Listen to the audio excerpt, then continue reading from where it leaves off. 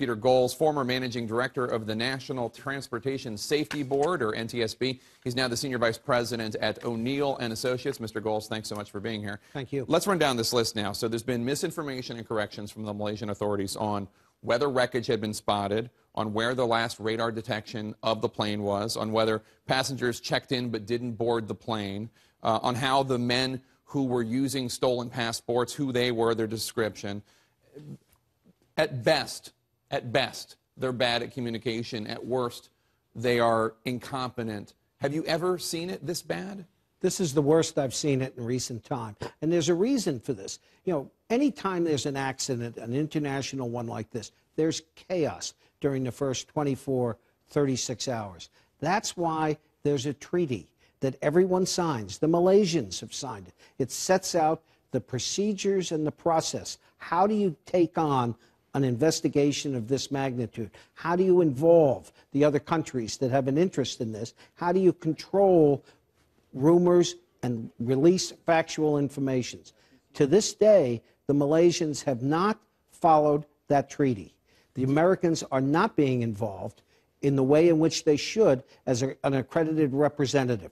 They are there under the rights of an international treaty. They've not had the kind of access they should have. And that's the reason why the radar data could have been misanalyzed. Do you think that another country, even though it was Malaysia Airlines, do you think that another country should now be in charge of this investigation? Well, all Malaysia has to do is invoke the treaty and involve the interested parties, which includes China and the United States.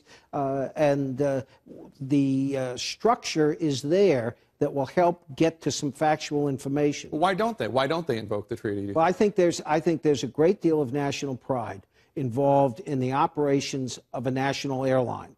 And when something like this happens, particularly with the overlay that perhaps something nefarious was going on in the cockpit, boy, the military steps in and says, we're going to control this. Civil aviation takes a back seat to it. Even the Prime Minister's office apparently is not in control. You saw something similar like this about when Egypt Air, when the pilot committed suicide with all the passengers on board. It was a very delicate situation, but in that case, the Egyptians actually delegated their authority to the United States.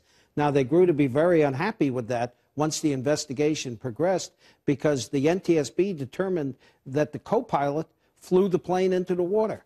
But they delegated the authority to the NTSB. We had the resources to get it done, and the NTSB called the shots as they saw them. And it's got to be just excruciating for the poor family members of the passengers. There was an editorial in a Chinese-run state newspaper that said, quote, "The information Malaysia released to the public is very chaotic.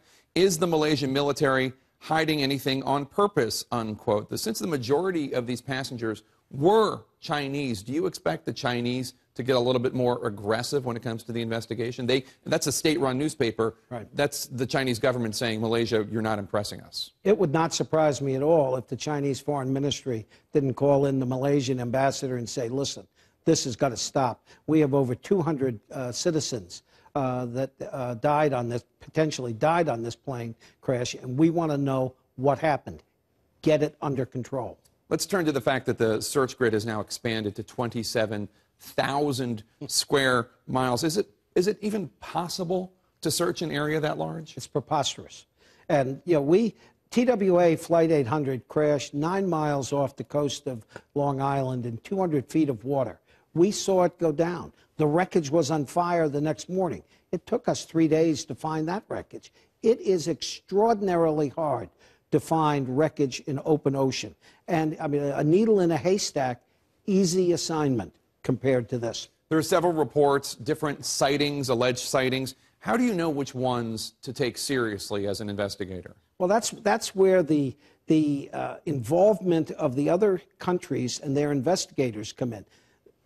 The team that the NTSB sent over, and I'm sure the team that Boeing sent over, are all experienced investigators. They've seen cases like this before. They can give the advice that says, listen, you know, you want to look at this, but this is not serious. For instance, the radar track showing the plane going back over the land, that was a primary return.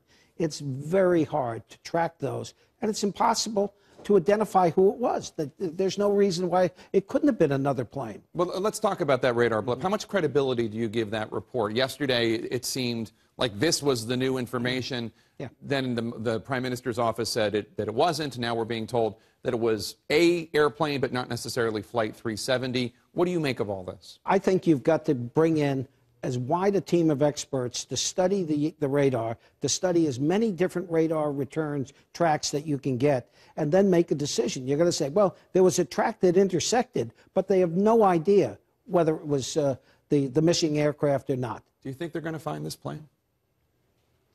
Aviation can't stand a vacuum. Boeing and the rest of the aviation community are not going to allow a cloud to be over an aircraft as ubiquitous as the 777. They are going to keep after this until they find it, until they solve it. And lastly, sir, I know we want to avoid speculation, but you did work for the NTSB. What do you think is the most plausible theory at this point based on the information we have? Well, the only thing you can do is you start to narrow the options. And frankly, right now, the options that are, highest on the list, you've got to look inside the cockpit. Something happened to turn off that transponder, and we don't know why. It could have been the flight crew. It could have been someone from outside the flight deck that entered the cockpit. I think that's got to be near the top. But you think, based on what we know now, a human had something to do with this? You can't eliminate that. It's got to be near the top. Peter Goals.